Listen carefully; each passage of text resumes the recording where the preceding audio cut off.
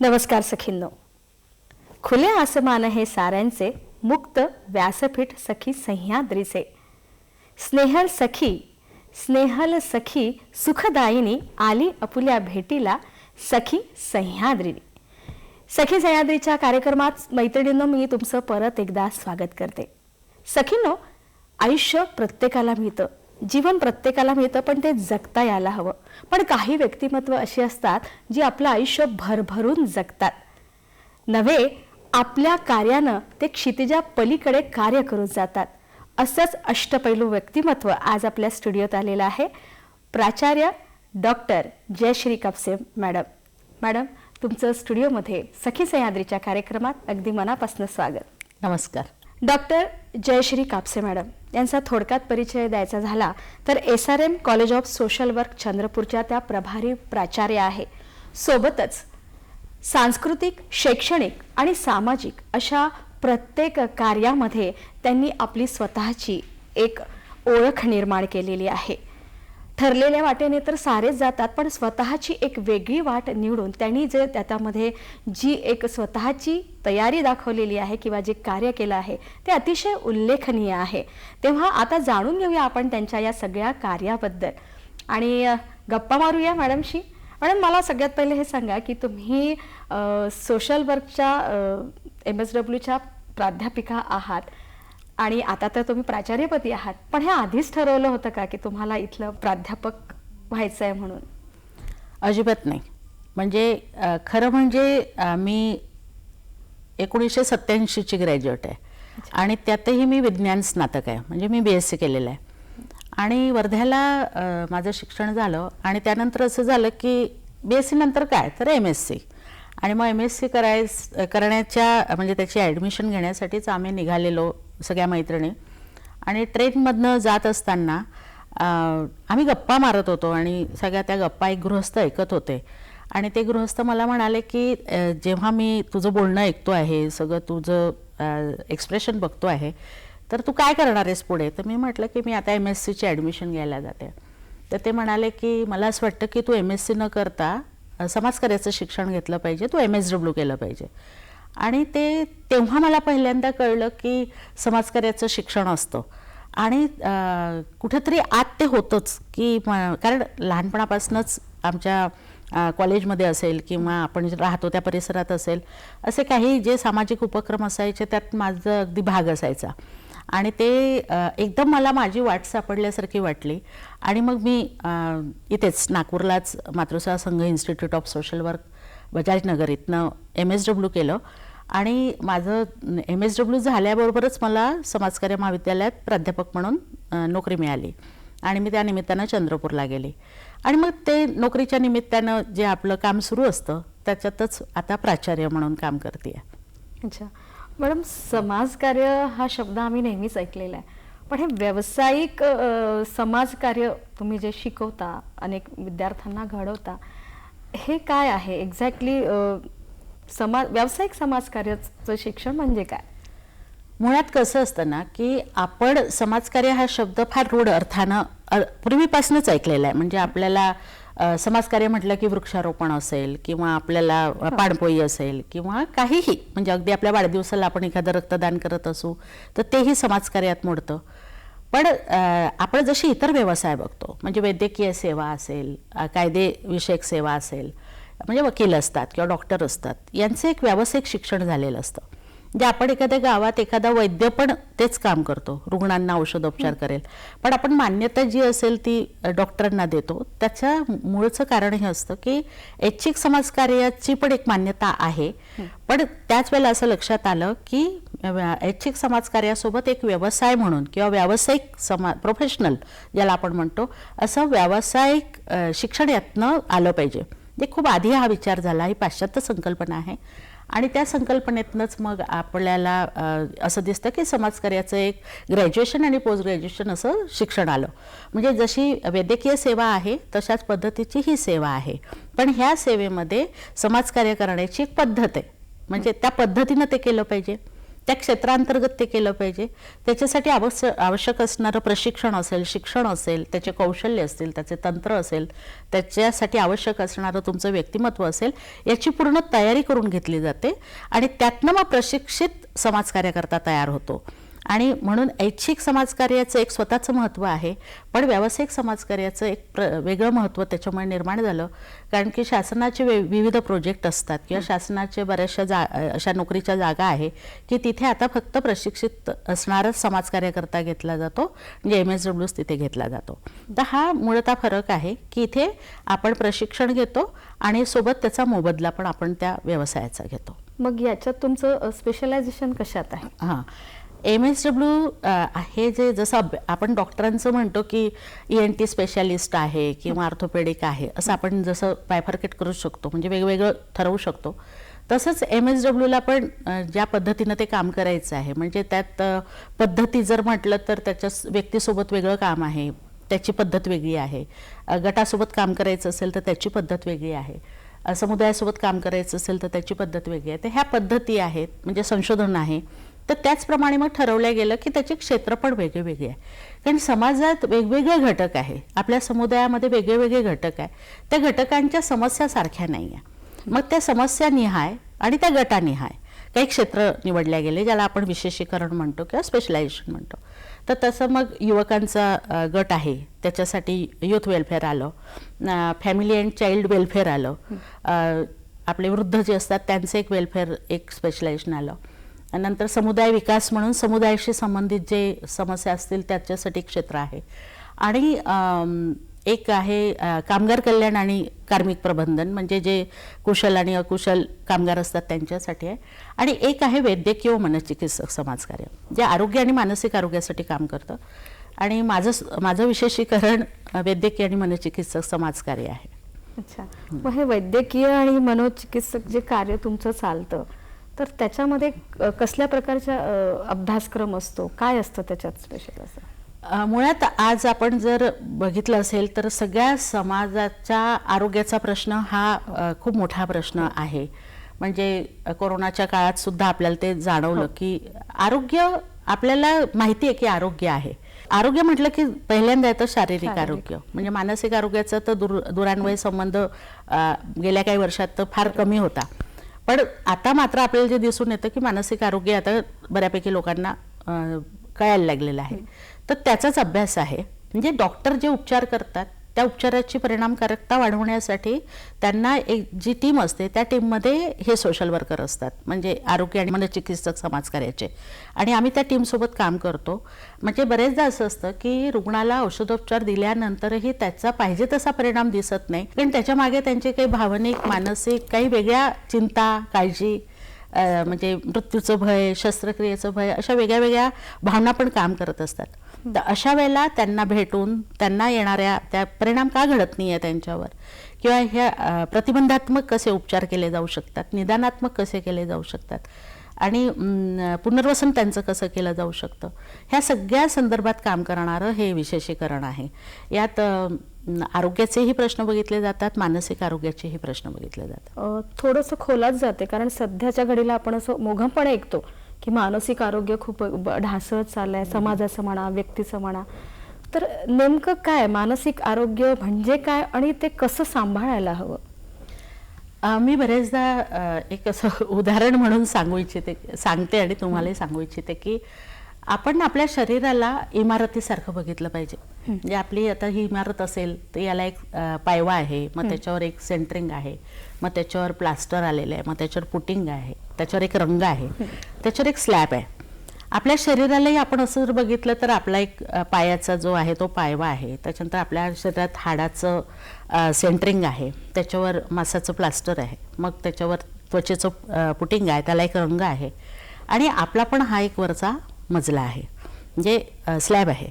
आता होतं काय की शरीराची ही रचना जर आपण लक्षात घेतली तर ही फक्त शरीराची रचना आहे, आणि ह्या शरीराला तर आरोग्याच्या ह्या शरीररचनेबद्दल आपण फारसं जाणून घेत नाही. म्हणजे आपल्या अभ्यासक्रमात असतं, पण ते माहिती असतं की शरीराला म्हणजे भूक लागती आहे, त्याला जेवण लागतं आहे. पण हे जे शरीर आहे म्हणजे आपण याला तन म्हणू, याच्यासोबत एक मन पण आहे, आणि हे दोन्ही एकाच नाण्याच्या दोन बाजू आहे, आणि ह्या दोन्ही बाजूंचा विचार केला जात नाही. म्हणजे एकाच कडे जास्त आपण फोकस करतो. पण जसं ही इमारत असेल, ह्या इमारतीतलं जे फर्निचर आहे ते जसं असेल तसं त्याचं स्वरूप आहे. म्हणजे आज इथे आपण स्टुडिओत बसलो आहे तर स्टुडिओचं स्वरूप आहे. ह्याच ठिकाणी मूर्ती असती आणि कोणी भजन करत असतं ते मंदिर असतं. तर तसं आपल्या शरीराच्या आत पण तसं एक स्ट्रक्चर आहे, ज्याला आपण म्हणू की भावना आहे, विचार आहे, प्रेरणा आहे, अंतःप्रेरणा आहे, आणि सुख आहे, दुःख आहे, लोभ आहे, काम, क्रोध आहे, मत्सर आहे, द्वेष आहे. तर हे जसे येणारे जाणारे पाहुणे आहे आपल्या शरीरात, ते ह्या शरीरात येणाऱ्या ह्या गोष्टींमुळे आतलं एक स्ट्रक्चर ठरत असतं की ते शरीर कसं आहे. जे सात्विक भाव असतील, चांगले विचार असेल तर ते मंदिरासारखं असेल. समजा तिथे जास्त नकारात्मकता असेल तर तिथे नकारात्मक स्वरूप असेल. तर आपण मानसिक आरोग्याच्या संदर्भात जेव्हा बोलायला जातो तेव्हा असं जर त्याची व्याख्याच करतो म्हटलं तर असं म्हटलेलं आहे की मनाची नैसर्गिकरित्या निकोपपणे आणि सुदृढपणे झालेली वाढ, ज्याला त्याच्यामुळे त्याला आपल्या क्षमतांची जाणीव होते, आणि तो आपल्या स्वतःचा जो ताणतणाव आहे तो सांभाळून, आपले दैनंदिन काम सांभाळून सामाजिक योगदान पण देतो. म्हणजे ज्याचं स्ट्रक्चर या पद्धतीनं बनलेलं असेल की त्याचं एड इगो, सुपर इगो असेल, किंवा त्याच्या आतलं जे स्ट्रक्चर आहे हे जर सुदृढ असेल, हे निकोप असेल, तर त्याचं शरीर आणि मन याचा तोल सांभाळला जाऊन त्याच्यात एक बॅलन्सिंग येऊन त्याचं आरोग्य चांगलं राहील आणि मानसिक आरोग्य चांगलं राहील. कारण मेंदू हा करता करविता आहे, त्याच्यामुळे मेंदूचे संदेश शरीरही पाळतं, मनही पाळतं, आणि ह्या जो समतोल आहे ज्याचं चांगलं असेल त्याचं मानसिक आरोग्य चांगलं आहे. मग हे सांभाळायचं कसं? कारण असं म्हटलं जातं की ते नैसर्गिकरित्याच त्याची वाढ सुदृढ व्हायला पाहिजे. तर आपण त्याच्यामुळे असं म्हणतो की मानसिक आरोग्याची जी जडणघडण आहे ती आपल्या गर्भावस्थेपासनं, तर आपण जसं आपला वाढ आणि विकास व्हायला लागतो त्याच्यासोबतच ती मानसिक आरोग्याची जडणघडण बनवते. पण आताच्या वातावरणामध्ये म्हणजे अनुवंश असेल किंवा परिस्थिती असेल किंवा आपला परिसर असेल, यामुळे बरेचदा ते मानसिक आरोग्य बाधित होण्याची शक्यता वाढलेली आहे. तर मग पण हे समजून घ्यावं लागेल. म्हणजे शरीराची रचना, त्याच्यातल्या गोष्टी ह्या जेव्हा आपल्याला कळतील तेव्हा आपसुकच आपण मानसिक आरोग्य म्हणजे काय कळलं तर ते सांभाळायचं कसं आहे ज्याचं त्याला कळतं. आणि ज्याला ते कळत नाही त्याच्यासाठी मग समुपदेशक असतात, आमचं समाजकार्य असतं की जे त्यांना मदत करतं की ती कशी सांभाळायची. कारण आपण फक्त याला व्यक्तिपरत्वे बघतो, आणि जे काही सामाजिक घटक आहे ते जर चांगले झाले, म्हणजे जे मानसिक आरोग्यासाठी चांगले घटक आहेत प्रभाव टाकणारे, ते पण जर चांगले राहिले तर मग प्रत्येकाचं मानसिक आरोग्य चांगलं राहील. पण ते घटक जर बदलत गेले तर ते सगळं प्रभावित होईल. मग हा व्यक्तिपरत्वे विचार जास्त करावा लागतो. आत्ता बोलताना तुम्ही समुपदेशनाचा उल्लेख केला. चंद्रपुरातल्या पहिल्या समुपदेशिका आहात तुम्ही, आणि बरेच वर्ष तुम्ही ते सेंटरही चालवलं. तर नेमकं समुपदेशन म्हणजे काय असतं? गप्पा मारणं. म्हणजे खरं म्हणजे समुपदेशन हा गप्पांचा एक छान असा थेरपी प्रकार आहे. म्हणजे फक्त काय असतं की समुपदेशन म्हणजे ज्याला त्याचा लाभ हवा आहे किंवा ज्याला त्याची आवश्यकता आहे तो आणि समुपदेशक यांच्यामध्ये एक मैत्रीपूर्ण संबंध आणि सामंजस्यपूर्ण असं हेतुपूर्वक केलेलं संभाषण असतं.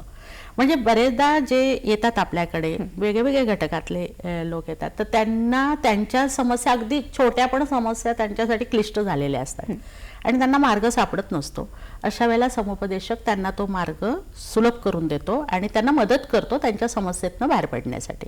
आणि त्याच्यासाठी शब्द हे त्याचं उपचारातलं औषध आहे. म्हणजे इंजेक्शन गोळ्या देता येत नाही तिथे आपल्याला समुपदेशनामध्ये शब्दांची जादू पेरावी लागते आणि शब्दातूनच आणि ते दोघं मग एकाच ही मानसशास्त्रीय प्रक्रिया असल्यामुळे दोघे जण एकाच वेळेला एका पातळीवर येऊन बोलतात आणि त्याचा परिणाम एकमेकांवर होऊन त्यातनं काही ना काही मार्ग निघतो.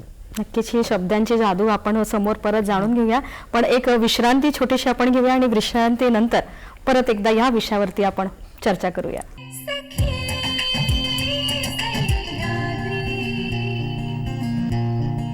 विश्रांतीनंतर मॅडम परत एकदा आपलं स्वागत.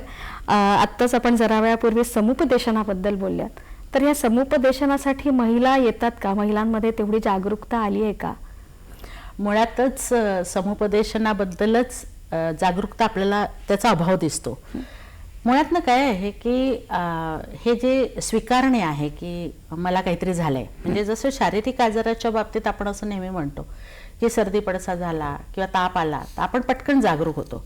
म्हणजे आपलं शरीर थकलं की आपण लगेच एक दिवसाची सुट्टी घेतो, पण आपल्याला हे जाणवतच नाही की आपलं मन पण थकतंय, आपला मेंदू पण थकतोय. आणि मानसिक आरोग्याच्या संदर्भातल्या किंवा मानसिक आजार, म्हणजे जसे शरीराचे आजार असतात तसे मनाचे पण आजार असतात किंवा मानसिक आजार असतात. म्हणजे मानसिक आजाराचे जसे 2 प्रकार पडतात, म्हणजे मनोविक्षोभ विकृती आणि मनोनसवैकल्य विकृती. ते शब्द पण माहिती नाही. म्हणजे चिंता हा आजार आहे किंवा भीती वाटणं पण हा आजार आहे किंवा मी वारंवार हात जर धुत असेल तर हे OCD आहे, म्हणजे ऑब्सेसिव्ह कंपल्सिव्ह डिसऑर्डर आहे. ही जागरूकताच मुळात नसल्यामुळे बरेचदा ते मला काहीतरी झालंय हेच लोकांना जाणवत नाही.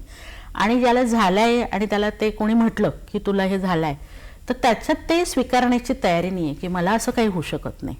कारण शरीराचा आजार होऊ शकतो, पण मी का वेडा आहे का, मी का रुग्ण आहे का, म्हणजे मनोरुग्ण आहे का, अशी भावना आल्यामुळे काय होतं की ह्याच्यावर बोललं जात नाही. फारसं कुजबूज असते पण स्पष्ट बोलले जात नाही. आणि दुसरं असं होतं की हा एक ब्लॉट आहे, म्हणजे कलंक आहे असं म्हणून याच्याकडे पाहिलं जातं. म्हणजे मानसिक आजार असणं. दुसरं जागरूकतेचा अभाव आहे आणि संसाधनं पण जशी पाहिजे तशी उपलब्ध नाही. म्हणजे मला असं वाटलंय तरी मी कुठं गेलं पाहिजे ही पण वाट मला सापडत नाही. म्हणजे याच्या बाबतीतचं आपल्याला प्रमाण पण कमी दिसतं. त्यातही महिला येतात ज्यांना त्या फिरून आलेल्या असतात. म्हणजे पहिले त्या डॉक्टरांकडे गेलेल्या असतात, मग डॉक्टरांनी सगळ्या चाचण्या केलेल्या असतात आणि चाचण्या करूनही काही सापडत नाही आहे. तेव्हा ते शेवटी निष्कर्ष निघतो की हे सायकोलॉजिकल आहे किंवा याला सायकॅट्रिस्टची मदत घ्यावी लागेल. अशा वेळेला मग सायकॅट्रिस्टकडे येऊन, म्हणजे अगदी जादूटोणा झाला आहे, बाहेरचं काहीतरी बाधा झाली आहे, हे सगळं करून बिरून ते आपल्याकडे आलेले असतात. कारण महिला तशाच जास्त बोलत नाही. त्यांचं घुसमट कोंडबारा हे आपल्या स्वतःतच ठेवतात. त्याच्यामुळे महिलांचं प्रमाण मुळात आपण जर बघितलं की ही खूप समस्या गंभीर आहे, पण ह्याच गंभीरतेकडे त्या गांभीर्यानं बघितलं जात नाही. आणि त्याच्यामुळे महिलांचं प्रमाण आता सगळीकडे समुपदेशन केंद्र आल्यामुळे, म्हणजे जनरल हॉस्पिटलला असेल किंवा सगळीकडे आता समुपदेशक असतात, त्याच्यामुळे तिथे जाणवलं की ते लोक लगेच रेफर करतात. आणि महिलांच्या ताणाचं जर आपण म्हटलं की महिलांना, मी अशा महिला बघितल्या की त्यांना रोजच्या स्वयंपाकाचा पण ताण येतो. म्हणजे काही जण मोठ्या मोठ्या ताणाला सामोरे जातात कारण ती आपली नैसर्गिक एक ऊर्जा आहे म्हणा किंवा नैसर्गिक एक आपल्याकडे शक्ती आहे की आपण ताणाला खूप सामोरे जातो, त्याच्याशी लढा देतो. पण ज्याला त्याला ते ताणाचं व्यवस्थापन जमत नाही किंवा ते शेवटच्या टोकापर्यंत जेव्हा जातं तेव्हाच त्याला अशी काहीतरी गरज पडते. पण मला असं नेहमी वाटतं की महिलांनाच नाही, म्हणजे सगळ्यांनाच जेव्हा जेव्हा असं वाटतंय की हा माझा ताण किंवा माझ्या ह्या समस्या काहीतरी वेगळ्या झाल्या आहे, म्हणजे त्याची तीव्रता काहीतरी जास्त झाली आहे, अशा वेळेला त्यांनी नक्कीच सायकॅट्रिस्टची मदत घेतली पाहिजे आणि समुपदेशकाची मदत घेतली पाहिजे. ही आताच्या काळाची गरज आहे, प्रत्येक घटकाची आहे. एक शब्द आजकाल खूप ऐकण्यात येतो, मेंटल ब्लॉक झालाय, मेंदूचा थकवा आलाय. हे नेमकं काय आहे? कसं आहे ना की मी आताच बोलले की आपला सगळ्या शरीराचा करता करविता हा मेंदू आहे. आणि काय झालं की आता स्पर्धा आहे, धावपळ आहे, जग इतकं बदलत चाललंय ना की या जगाच्या बदलामध्ये मेंदूला आपण पाहिजे तशी विश्रांती देऊ शकत नाही. म्हणजे आपल्याला जर समजा स्ट्रेस मॅनेजमेंटची की आधी जर कोणी म्हटलं की स्ट्रेस मॅनेजमेंट कसा करायचं, म्हणजे ताणण्याचं व्यवस्थापन कसं करायचं, तर काहीतरी यादी मिळेल की सकाळी लवकर उठा, व्यायाम करा, ताण सहन होईल तितकाच करा, असं सगळी यादी मिळेल. पण त्याच्यात सगळ्यात महत्त्वाचं असतं की मी माझ्या मेंदूला थकवतोय किती. किंवा माझा मेंदू थकतोय किती. तर मेंदू थकतो हे मान्यच नाही आहे. आणि आता काय झालेलं आहे की मेंदूचा थकवा वाढण्याचं एक कारण असे झालं की मी मेंदूचा ताण हलका करण्यासाठी सोशल मीडियाचा उपयोग करते. म्हणजे मी रील्स बघेन, व्हिडिओ बघेन, तर त्यातनं हा गैरसमज आहे की त्याने ताण हलका होतोय, पण तो ताण हलका होत नसतो. त्यावेळेला त्यात आपण आणखी ताण वाढवत असतो आणि त्याच्यामुळे मेंदूचा ब्लॉक किंवा तुम्ही आता जसं म्हटलं तो मेंदूचा थकवा जास्तीत जास्त निर्माण होतो. मोबाईलमध्ये एखादं ॲप जर ॲक्टिव्ह झालं आणि ते ॲक्टिव्हच राहिलं तर जसा मेंदू हँग होईल किंवा मेंदू स्लो होईल तसा मग मेंदू पण स्लो होतो. त्याच्यामुळे मेंदूचा थकवा हा जाणून घेतला पाहिजे आणि त्याच्यावर आपलं स्वतःचं काम आपण केलं पाहिजे. नक्कीच या शैक्षणिक क्षेत्रामध्ये हे या संदर्भातलं काम तुमचं अतिशय चांगलं आहे. सोबतच मी जे सुरुवातीला म्हटलं की तिन्ही क्षेत्रात तुम्ही आपला ठसा उमटवलेला आहे. शैक्षणिक क्षेत्र तर आहेच, पण सोबतच सांस्कृतिक क्षेत्रामध्ये आपली अशी एक वेगळी ओळख आहे. जसं पु ल देशपांडे म्हणतात की उपजीविकेसाठी तर आपण कार्य करायलाच हवं, पण जीविका सुद्धा म्हणजे ते करत असताना नाट्य म्हणा, कला म्हणा, संगीत म्हणा, याचा सुद्धा छंद जोपासला पाहिजे. एकतरी छंद जोपासला पाहिजे जे आपल्याला का जगायचं हे आपल्याला ते जगवेल. आणि तुमचं बघितल्यानंतर असं सगळा जो प्रोफाईल बघितल्यानंतर शेतीच्या पलीकडेच आपलं सगळं कार्य आहे आणि सांस्कृतिक क्षेत्रात तुमचा एक खूप मोठा हातखंडा आहे. नव्हे रंगभूमी म्हणा किंवा नाट्यक्षेत्र म्हणा, तुमचा आत्मा आहे. अनेक याच्यामध्ये तुम्हाला तुमच्या नाटकासाठी, अभिनयासाठी, दिग्दर्शनासाठी पुरस्कार सुद्धा मिळालेले आहेत. आणि मला हा प्रश्न विचारायचा वाटतं की तुम्हाला इतके सारे पुरस्कार मिळालेले आहेत, तुम्हाला अभिनयाचं तुम्ही प्रशिक्षण कुठे घेतलेलं आहे का? अजिबात नाही. म्हणजे मी म्हटलं ना की आम्ही 5 बहिणी आहे आणि संयुक्त कुटुंब होतं आमचं. त्याच्यामुळे घरात शिक्षणाचं वातावरण होतं. शिक्षणासाठी काही म्हणत नव्हते, पण सांस्कृतिक कार्यक्रम म्हणा किंवा सांस्कृतिक त्या काळात नव्हतं की मुलींनी जावं, नाटक करावं किंवा गाणं म्हणावं. त्याच्यामुळे शाळेचे सांस्कृतिक कार्यक्रम, महाविद्यालयात असतानाचे सांस्कृतिक कार्यक्रम यात माझा सहभाग असायचा, तो तेवढाच होता. त्याच्यामुळे अभिनयाचं प्रशिक्षण घेता नाही आलं. आणि मला बरेचदा असं वाटतं की माझं बालपण जे आहे माझ्या आजी आजोबांकडे गेलं, तर आजोबांचं दुकान होतं जे जत्रेत लागायचं कपड्यांचं, आणि आजी आणि मी त्यांच्यासोबत त्या जत्रेत जायचो. तर जत्रेत मग आजीला माझ्या चित्रपटांचं वेड खूप असल्यामुळे ती मला तिथल्या टुरिंग टॉकीजमध्ये घेऊन जायची चित्रपट बघायला. मग तिथे कीर्तन असायचं, तमाशे असायचे. तर कदाचित तो संस्कार इतक्या लहान वयापासून झाला, म्हणजे गाणी असेल, कीर्तन असेल, तमाशा असेल, त्याच्यामुळे कदाचित तेच प्रशिक्षण माझं झालं असलं पाहिजे असं मला आता जाणवतं की आपल्याला त्यातलं काय इतकं कळतं किंवा आपल्याला ते का आवडायला लागलं. त्याच्यामुळे ते अभिनयाचं प्रशिक्षण नाही घेतलं. कलाकार, अभिनेत्री, दिग्दर्शक ह्या तिन्ही याच्यातनं आपण गेले आणि नुसतंच काम केलं नाहीये, तर प्रत्येक याच्यात तुम्हाला पुरस्कार मिळालेला आहे.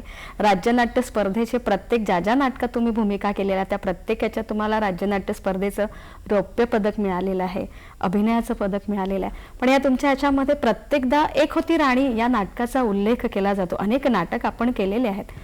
काय नेमकं यामागचं कारण आहे? सगळ्या वृत्तपत्रांनी त्यावेळेस त्याची दखल घेतली होती. हो, काय झालं होतं की एकतर मी फार उशिरा या क्षेत्रात आले आणि मग क्षेत्रात आल्यानंतर पहिलं माझं नाटक होतं ते होतं चितपट, जे मी अगदी 25-26 वर्षांची असताना 60 वर्षाच्या दया काकूची भूमिका केली होती. आणि ते पहिलं नाटक होतं चंद्रपुरातलं की जे अंतिम फेरीला गेलं होतं राज्यनाट्य स्पर्धेच्या, आणि त्यात मला रौप्य पदक मिळालं होतं. आणि नंतर असं झालं की मला जे शिकायला मिळालं नाही किंवा मला जे अनुभवायला मिळालं नाही ते इतरांच्या वाट्याला येऊ नये म्हणून मग मी तेव्हापासून पहिलं नाट्य प्रशिक्षण शिबिर मी त्यावेळेला चंद्रपूरला घेतलं. म्हणजे नंतर सलग घेतले. तर त्यातनं काही मुलं तयार झाली होती आणि ती मुलं मागे लागली होती की तुम्ही आमच्यासाठी काहीतरी एक नाटक करा. म्हणून मग ते एक होती राणीचा एक प्रयोग 80 कलाकार घेऊन, जे नौखे होते अगदी, आणि ती 5 ते 6 महिने अशी त्याची तालीम सुरू होती आणि खूप छान असं ते नाटक बसलं होतं. आणि परवा आमचा प्रयोग होता, तर रंगीत तालमीच्याच वेळेला माझ्या पायाला दुखापत झाली आणि लिगामेंट फाटलं आणि मी उभी पण नव्हती राहू शकत. आणि मग उभी पण राहू शकणार नाही, मला नागपूरलाच ॲडमिट करण्यात आलं. तर मला खूप वाईट वाटायला लागलं होतं की माझ्यामुळे हे 5-6 महिने जी सगळ्यांची मेहनत झालेली आहे तर ती वाया जाईल. तेव्हा मी फार आग्रह धरला होता की मला व्हीलचेअरवर बसून तरी हे नाटक करायचं, म्हणजे स्पर्धेत घेऊ नका, पण तो प्रयोग होणं खूप महत्त्वाचं आहे. आणि मग अगदी डॉक्टरांनी नाही म्हणतानाही शेवटी होकार दिला आणि मग तो प्रयोग मी व्हीलचेअरवर बसून म्हणजे अगदी खूप दुखापत असतानाही केला. त्याच्यासाठी मला अभिनयाचं पारितोषिकही आहे. पण तो व्हीलचेअरवर बसून काम केल्यामुळे सगळ्यांना ती माझी कमिटमेंट वाटली आणि रंगनिष्ठा वाटली आणि त्याच्यामुळे त्याचं खूप कौतुक झालं. म्हणजे त्याचा उल्लेख आपल्या वर्ध्याला एक नाट्यशास्त्राचं एक कॉलेज आहे, आंतरराष्ट्रीय कॉलेज आहे, तर त्याच्यातही तिथे त्याच्या कमिटमेंटमध्ये माझं उदाहरण असतं आणि त्याच्यावर प्रश्न वगैरे असतात असं तिथल्या डीननी मला कळवलं. तर ती माझी तळमळ माझ्या मुलांसाठी होती की त्यांना वाईट वाटू नये किंवा काही नाही, पण ते एक घडलं माझ्या हातून. शो मस्ट गो ऑन ह्याचं खरोखर उदाहरण आहे हे. नक्कीच या रंगमंच आणि नाट्यक्षेत्राबद्दल अधिक माहिती आपण जाणून घेणार आहात, पण तोपर्यंत एक घेऊया छोटीशी विश्रांती.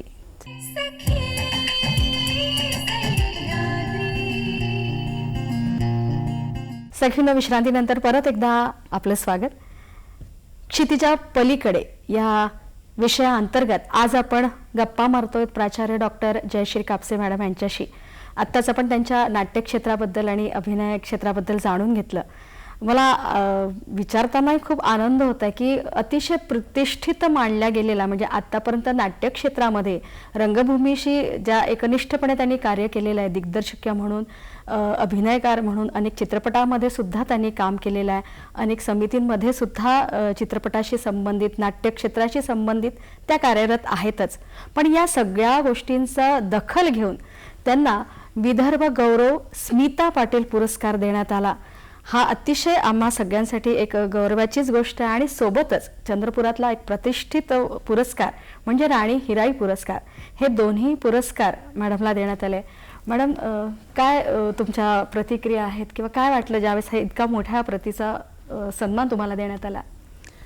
खरं म्हणजे कसं असतं ना की आपण काम करत असतो आपलं आणि आपलं काम आनंदासाठी करत असतो, म्हणजे आपल्या समाधानासाठी आणि आनंदासाठी. म्हणजे समुपदेशन असू दे, रंगभूमीवरचं काम असू दे, ह्या आनंदाच्या वेळेला जेव्हा आपण स्पर्धांमध्ये जातो तेव्हा आपलं अगदी ठरवलेलं असतं की स्पर्धांमध्ये जायचं आहे म्हणजे बक्षीस मिळवायचे, त्याचे पुरस्कार मिळवायचेच आहे आणि ती जिद्दच असते आपली. आणि ते पुरस्कार आपल्याला मिळाले की हां आपण स्पर्धेत होतो आणि म्हणून मिळाले. पण जेव्हा असे पुरस्कार मिळतात म्हणजे लार्जर दॅन लाईफ जगलेल्या ज्या स्मिता पाटील आहेत त्या माझ्या वीक पॉईंट आहेत खूप, त्यांच्या नावाचा जेव्हा तो पुरस्कार मिळाला तेव्हा तो मला विदर्भातला ऑस्कर असा वाटला. म्हणजे खूप मला इच्छा होती की तो मिळायला हवा होता, म्हणजे आपली दखल घेतल्या गेली आणि आपल्याला तो पुरस्कार मिळाला. तसं जिचा स्पर्श म्हणजे राणी हिराई, जिच्या स्पर्शानं चंद्रपूर नगरी फुललेली आहे, जिला शिल्पकार म्हटलं जातं. राणी हिराईंचं जे काम होतं ते सगळ्या क्षेत्रातलं होतं, म्हणजे सामाजिक होतं, राजनैतिक होतं, कला संगीत होतं, पुरातत्व विभागासाठी होतं. ते ह्या सर्व समावेशक कामासाठी राणी हिराईला एक सन्मान जो आहे, तर त्यांच्या नावाचा पुरस्कार मिळताना चंद्रपुरातनं आपल्याला तो मिळतो आहे, तर निश्चितच खूपच आनंदाचा भाग असतो. पण पुरस्कार हे जबाबदारी घेऊन पण येतात, म्हणजे प्रत्येक पुरस्कारानंतर आपली जबाबदारी वाढते, आपल्याच कामाप्रतीची कृतज्ञता पण वाढते. लोकांनी आपली दखल घेतली, त्यांचा आपल्याबद्दलचा जो आदरभाव आहे ती एक जबाबदारी पण घेऊन येतं. त्याच्यामुळे कामाला एक नवी ऊर्जा पण मिळते, म्हणजे नवीन जबाबदारीला पुन्हा आपण सिद्ध व्हायला लागतो. त्याच्यामुळे पुरस्कारांना मी नेहमी माझ्या आयुष्यात प्रेरणादायी मानलं आहे. मॅडम, तुम्हाला अनेक स्पर्धांमध्ये सुद्धा पारितोषिक मिळालेलं आहे. मग स्पर्धा मुळात आपण पार्टिसिपेट ज्यावेळेस करतो, सहभागी होतो, त्यावेळेस एक आकस असतो की नाही मला याच्यात मिळालंच पाहिजे. तर स्पर्धेचा मिळालेला अवॉर्ड आणि हे पुरस्कार यात काही फरक आहे का? मी आता तेच बोलले ना की स्पर्धांमध्ये जाताना आपल्याला माहिती असतं की एक तर पुरस्कार मिळणार आहे किंवा नाही मिळणार आहे, पण अशी ज्या दखल घेऊन पुरस्कार मिळतात ना तर ते वेगळे आनंद देणारे असतात. बरोबर. तुम्ही या सगळ्या याच्यामध्ये नाट्य परिषदेच्या याच्या मंडळामध्ये सुद्धा आहात, तर याचं कसं कार्य आहे? आगामी याच्यामध्ये काय कार्य चाललंय? रंगभूमीवरची जी काय म्हणजे माझा प्रवास जो आहे तो खरं म्हणजे स्पर्धांपासूनच सुरू झाला, पण नंतर पुढे पुढे मी लघुचित्रपट केले, म्हणजे निर्मिती पण केली आणि लेखन पण केलं, दिग्दर्शित पण केले. कारण जेव्हा आपण डिजिटलकडे जातो आहे तर मला त्याचाही मोह पडला आणि त्याच्यामुळे मग चित्रपट, लघुचित्रपट, पथनाट्य असा सगळाच तो प्रवास माझा राहिला आहे आतापर्यंतचा. आणि आता मी अखिल भारतीय नाट्य परिषदेचं 100वे संमेलन होतं आहे, तर त्या संमेलनाची आपल्याकडे शाखा नाही आहे चंद्रपूरला, पण त्यांनी मला चंद्रपूर केंद्राचं पूर्ण जबाबदारी माझ्याकडे दिलेली आहे, त्याच्यामुळे मी ती सांभाळते आहे. सोबत मी एक व्यावसायिक नाटक करते आहे, निर्मिती केलेली आहे बाई जातं ओवी आणि कविता ह्या नावानं किरण इलेंच्या कवितांवरती ते आहे आणि त्याचे 20 प्रयोग आतापर्यंत झालेले आहे. आत्ताच एक लघुचित्रपटाची निर्मिती आणि कामही मी त्यात केलेलं आहे. तर हा प्रवास सुरू राहणार आहे, म्हणजे हा थांबणारा नाही आहे. जसं जसं मला वेळ मिळेल, जशा पद्धतीनं मला येईल. आणि काय झालं आहे की सामाजिक काम करत असताना आणि शैक्षणिक काम करतानाही सांस्कृतिकचा मला खूप फायदा होतो. म्हणजे इकडे जी कामं करते त्या कामाचा फायदा इकडे होतो, हे काम करत असताना त्याचा फायदा तिकडे होतो. म्हणजे त्या तिन्ही गोष्टींची सांगड माझी आता इतकी चांगली घट्ट मैत्री झालेली आहे की त्याच्यामुळे मी हे तिन्ही क्षेत्र सांभाळून सगळं सांभाळू शकते. त्याच्यामुळे आणि दखल घेऊन मग मला समितींवर पण पाठवण्यात आलं. म्हणजे मी चंद्रपूरच्या वृद्ध कलावंत पेन्शन योजनेवर काम केलं, म्हणजे कल्चरलच्या. आणि त्याच्यानंतर मी त्याच्यातल्या रंगभूमी प्रयोग प्रेक्षण मंडळावरही काम केलं, 2 टर्म केल्या. आणि आता मी महाराष्ट्र शासनाच्या चित्रपट अनुदान परीक्षण मंडळावर आहे. आणि हे तर आहेच आहे, पण इकडे सामाजिक पण मला कामामध्ये शासनाच्या समित्यांवर काम करण्याची जबाबदारी देण्यात आली. म्हणजे मी बालकल्याण समितीवर काम केलं. नंतर मी जिल्हा सल्लागार बोर्डाची अध्यक्ष होती. कामाच्या ठिकाणी लैंगिक छळ प्रतिबंध कायदा जो आहे त्याच्यावर मी आताही कार्यरत आहे. मनोधैर्य म्हणून एक योजना होती, त्या आहे, म्हणजे त्याच्यावरही मी सलग 5 ते 7 वर्ष काम केलं.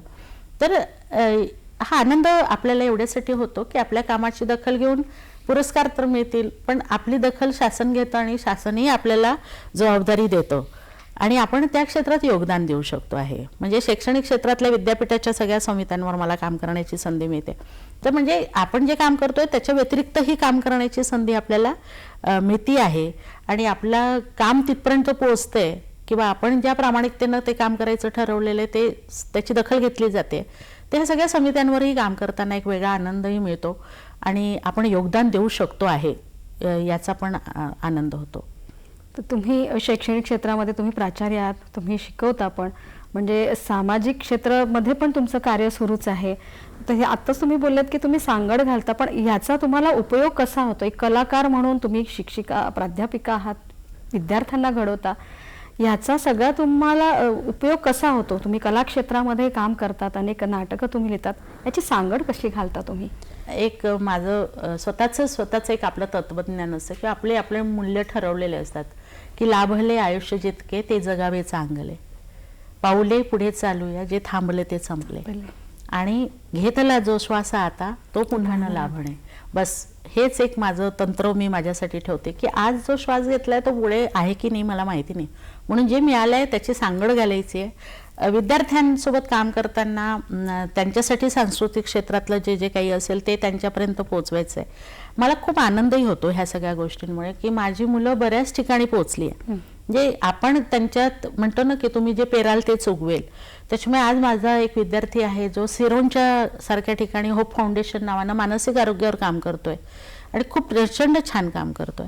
खूप मुलं वेगळ्या वेगळ्या पदावर गेलेली आहे. आज समुपदेशक म्हणून भरपूर मुलं काम करतात आहे.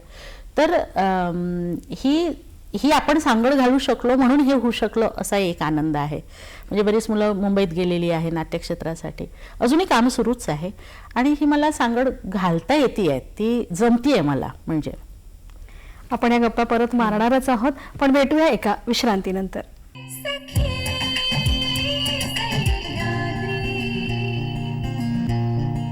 सखींनो, विश्रांतीनंतर परत एकदा आपलं स्वागत. आज आपण गप्पा मारतोय प्राचार्य डॉक्टर जयश्री कापसे यांच्याशी. मॅडम, आत्ताच तुम्ही बऱ्याच समितींचा उल्लेख केला, म्हणजे सामाजिक क्षेत्रातल्या शासनाच्या अनेक समित्यांवर तुम्ही आहात, सांस्कृतिक समित्यांवरती सुद्धा आहात, सामाजिक समित्यांवरती सुद्धा आहात. तर हे काय आहे? जसं मनोधैर्य तुम्ही म्हणालात, अनेक संस्था समित्यांचं हे काम काय आहे नेमकं आमच्या महिलांना त्याच्याबद्दल? शासनाच्या बऱ्याच समित्या असतात. म्हणजे सगळ्याच ठिकाणी एक समिती अशी असते की त्या समितीमध्ये त्यांची एक रचना असते, पण त्याच्यात ते एक अशासकीय सदस्य पण घेतात. आणि जसं आता आपण हे म्हणू की बालकल्याण समिती काय आहे, तर ती लहान मुलांच्या म्हणजे 0 ते 18 वयोगटातल्या बालकांच्या कायद्यावर काम करते. जे ॲक्ट म्हणून एक ॲक्ट आहे जो बालन्याय अधिनियम, काळजी आणि संरक्षणाची गरज असणारी बालके. तर तेव्हा अनाथ आणि निराधार मुलांसाठी बालगृह आहे आणि जे विधी संघर्षग्रस्त बालकं असतात त्यांच्यासाठी निरीक्षणगृह आहे. मग ह्या बालकांच्या एकंदरीतच वाढ आणि विकासासाठी ती समिती काम करत असते. किंवा एखादी बालकांवरती कुठल्या ठिकाणी बालकांवर होणारा समजा कुठला अन्याय असेल किंवा कुठल्या प्रकारचा अत्याचार असेल तर त्यात ही बालकल्याण समिती काम करते. त्याच्यामुळे बालकांसोबत काम करताना एक आपल्याला ची वाढ कशी होईल, त्यांचा विकास कसा होईल, त्यांना समुपदेशन कसं करायचं, कारण अनाथ असल्यामुळे त्यांचे बरेच प्रश्न निर्माण झालेले असतात. तर ती एक समिती त्या समितीवर मला काम करता आलं. सोबतच मला मनोधैर्यावर काम करता आलं. मनोधैर्य ही एक अशी समिती आहे की ज्या समितीमध्ये महिलांवर होणारे अत्याचार म्हणजे मुलगी असेल किंवा पोक्सो ॲक्ट जो आहे त्याच्या अंतर्गत जे असेल तर त्याच्यात आपल्याला त्या महिलांना एक ट्रॉमा झालेला असतो. म्हणजे ॲसिड अटॅक असेल, गँगरेप असेल, बलात्कार असेल तर अशा वेळेला घरून पण सपोर्ट मिळत नाही, समाजाचा पण मिळत नाही. अशा वेळेला त्यांचं मनोधैर्य वाढवणे आणि त्यांच्यासाठी काम करणं ह्या समितीवर मला काम करण्याचा म्हणजे खूप चांगला अनुभव राहिलेला आहे. की खूप जणांना हे माहीत पण नसतं की माझ्यावर जर समजा असा कुठला अत्याचार झाला तर त्याच्यासाठी अशी कुठली समिती काम करते. किंवा आपण पोलीस स्टेशनला जर रिपोर्ट केलं त्याच वेळेला जो FIR टाकला तर त्याच्यामुळे ही मनोधैर्य समिती आपल्यासाठी कार्यरत होऊन जाते, म्हणजे काम करायला लागते. नंतर आता जे आहे कामाच्या ठिकाणीचं लैंगिक अत्याचार तर ह्या ठिकाणी म्हणजे खूप ठिकाणी मला घेतलेलं आहे, कारण त्याच्यात खूप संवेदनशीलतेनं काम करावं लागतं आणि खूप म्हणजे खूप पंक्च्युअल आणि सेन्सिबल राहून काम करावं लागतं. तर तो विश्वास त्या विभागाला वाटतो. म्हणजे शासनाचे जे विभाग आहे की मी जर गेली तर ते काम मी चांगलं करू शकेन तर ते मला बोलवतात, म्हणजे समितीवर ठेवतात.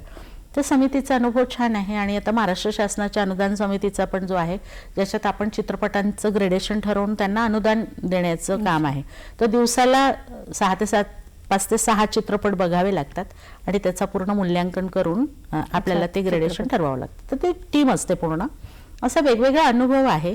आणि पण यासोबतच असं झालं की मी फक्त शासनाच्या समितीवरच नाही तर मी एक नेटवर्किंग पण केलेलं आहे चंद्रपूरला. की ज्या संस्था ज्या कामा म्हणजे काही स्वयंसेवी संस्था असतात, जसं प्राण्यांसाठी काम करणारी आमच्याकडे एक पॅर फाउंडेशन आहे, मी त्यांच्यासोबत जोडलेली आहे. LGBTचे एक ग्रुप आहे ज्यांची संबोधन नावाची ट्रस्ट आहे, तर ते संबोधन ट्रस्टसाठी पण मी काम करते. आमच्याकडे एक दिव्यांग महिलाश्रम आहे, अर्चना मानलवार ते चालवतात, तर मी त्यांच्यासोबत हेल्पिंग हँड म्हणून त्यांच्यासाठी निधी संकलनाचं काम करते. पर्यावरणाची काळजी घेणारे बंडू धोत्रेंची इकोप्रो संस्था आहे, तर त्यांच्यासोबतही काम करते. संकल्प सोबत करते. म्हणजे मी माझं स्वतःचं नेटवर्क केलेलं आहे, कारण मी माझी स्वतःची कुठली संस्था फॉर्म नाही केली. आणि ती संस्था फॉर्म न करण्याचं कारणच एक होतं की मला एकच संस्था फॉर्म केली असती मी फक्त केंद्रित राहिली असते.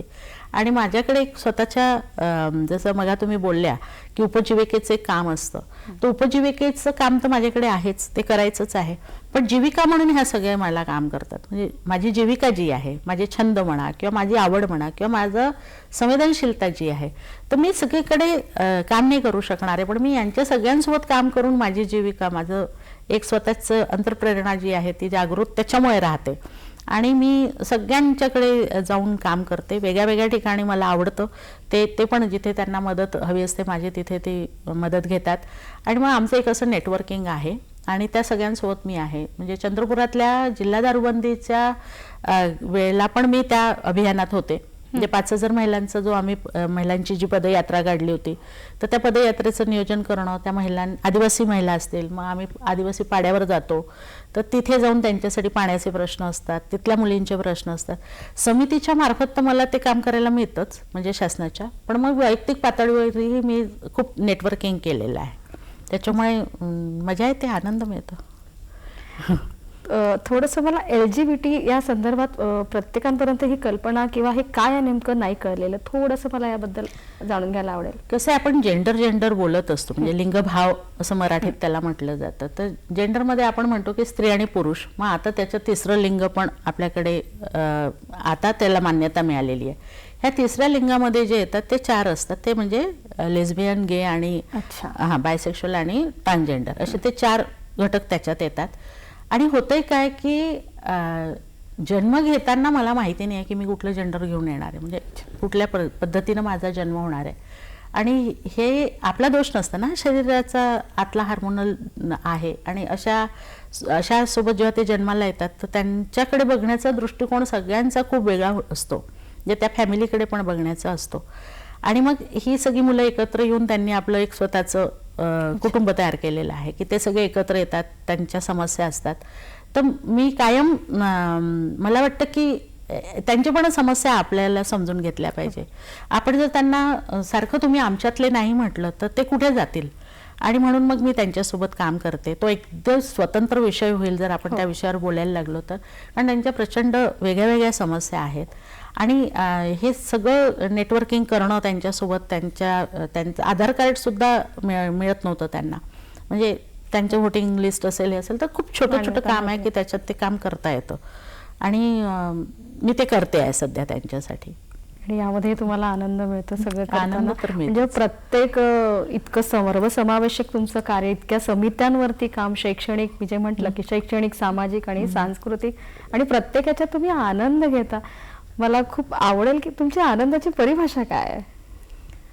आनंद ना माझी मी एक परिभाषा ठरवलेली आहे की आनंद ना कसं आहे, आयुष्यात जसे संघर्ष आणि अडथळे आहेत ना त्याच्यापासून मुक्तता नाही, त्याचप्रमाणे आपल्याला आनंदापासूनही मुक्तता नाही. म्हणजे तुम्ही ठरवाल की हा आनंद आहे तो आनंद आहे. त्याच आपल्या इमोजीज असतात ना मोबाईलमध्ये, तर त्या वेगळ्या वेगळ्या रिएक्शन जशा देतात, तर प्रत्येक घटनेकडे बघण्याचा सगळ्यांचा वेगळा दृष्टिकोन असू शकतो. तो आपला दृष्टिकोन आपण काय ठरवलेला आहे. तर मी माझा आनंदाचे 3 प्रकार स्वतःचे ठरवलेले.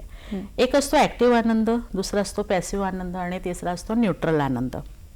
ॲक्टिव्ह आनंदाचा अर्थ मी असा लावते की जिथे माझी निर्मिती आहे, किंवा मी शिकवायला जाते, शिकवते आणि मग नाटक बसवते, एखादा चित्रपट तयार करते, तर ती जी निर्मितीचा आनंद आहे, म्हणजे कविता लिहिणे असेल, लेख लिहिणं असेल, तो हा जो आनंद आहे तो ॲक्टिव्ह आहे.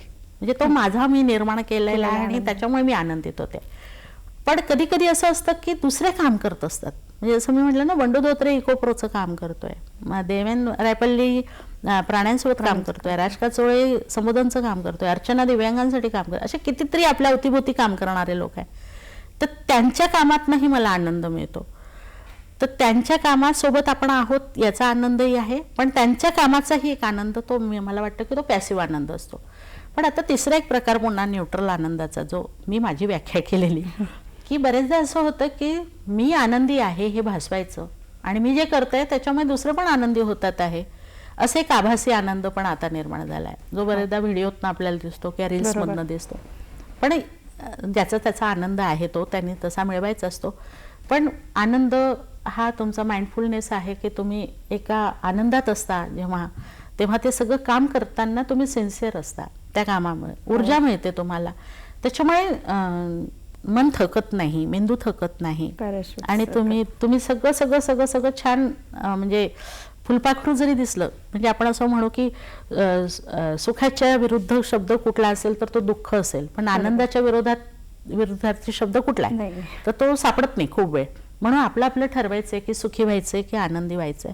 जर सुखी होणार असाल तर दुःखी होणार आहे. मग आपली परिभाषा काय आहे की पलंग मिळेल, त्याच्यावर छान कापसाची गादी असेल, पराची उशी असेल, पण झोप हा आनंद महत्त्वाचा आहे. म्हणजे भौतिक सुखात आनंद नाही आहे, तिच्यासोबत दुःख पण येणार आहे, पण आनंद मात्र छोट्या छोट्या गोष्टीत मिळवता येतो आणि तो मी मिळवते. आणि माझ्या अवतीभोवती जे लोक असतात त्यांना मी ते शिकवते की हा आनंद कसा मिळवायचा. समुपदेशनातनंही हीच गोष्ट ॲक्च्युली शिकवली जाते की प्रत्येक गोष्टीचा आनंद घ्या, कामाचा आनंद घ्या, स्वीकारा. आपण हे वर्कप्लेस जर मला असं वाटतं की आपण कोणा कंटाळतो असो, बापरे माझ्या मागे किती काम आहे, पण ती तुम्ही स्वीकारली आहे ना. मग जर ती स्वीकारली आहे तर मनापासून करा आणि त्या कामाचा आनंद घ्या. तो आनंदच तुम्हाला खूप स्फूर्ती देईल पुढे जायची. तर हे मी शिकवताना विद्यार्थ्यांमध्येही तो आनंद पेरण्याचा प्रयत्न करते आणि माझी मुलं खूप आनंदी असतात. त्याच्यामुळे मी पुन्हा पॅसिव्ह आनंदात तुमच्या सगळ्या एनर्जी मागचं गमक हा तुमचा आनंदाची ही परिभाषा आहे. आणि असं म्हणतात की आनंदाचं झाड आपण दुसऱ्यांच्या घरी लावलं की त्याची जी फुलं आहेत ती आपल्या अंगणी पडतात, पण तुमच्याकडे ही आनंदाची फुलं खूप सुंदर आहे. आणि मॅडम अतिशय सुंदर आणि सर्वसमावेशक तुम्ही ज्या काही आम्हाला माहिती दिली, आमच्या सखींपर्यंत जे आपण बऱ्याच विषय पोहोचवण्याचा प्रयत्न केला. पुन्हा मला ऍड करावंसं वाटतं की बरेचदा असं असतं की विमानात आपण जेव्हा बसतो तेव्हा एक पॅराशूट तिथे ठेवलेलं असतं आणि ते पॅराशूट आपल्याला एक सुरक्षा देत असतं की मला जर अपघात झाला तर हे पॅराशूट माझ्या कामात येईल. समजा असा अपघात झाला आणि मी पॅराशूट घेऊन खाली उतरले तर मी त्या पॅराशूटचे आभार मानेन, पण ज्यानं पॅराशूट पॅक केलं त्याचं कदाचित मी आठवण पण करणार नाही. तर आपल्या आयुष्यात असे खूप पॅराशूट आपल्यासाठी निर्माण केले, आपल्या पूर्वजांनी केले. म्हणजे सावित्रीबाईंनी एक पॅराशूट त्यावेळेला बांधलं नसतं शिक्षणाचं, तर आज आपण इथे नसतो. असे पूर्वज असतील किंवा खूप जण आहेत जे आपले शारीरिक पॅराशूट असतं, मानसिक पॅराशूट असतं, आध्यात्मिक असतं. तर हे पॅराशूट ज्यांनी पॅक केले ना, त्या सगळ्यांचे आपण आभार मानत राहिलं पाहिजे, त्यांच्याप्रती कृतज्ञ राहिलं पाहिजे. आपल्यासाठी काम करणाऱ्या लोकांसाठी जर कृतज्ञता भाव ठेवला तर ती कृतज्ञता पण तुम्हाला खूप आनंदी करते आणि मग समुपदेशनाची पण गरज पडणार नाही. काय बात आहे. अतिशय सुंदर अशी आनंदाची परिभाषा आणि ही पॅराशूटचं तर नवीनच कन्सेप्ट कळलेली. विश्रांतीनंतर आपण परत एकदा भेटूया.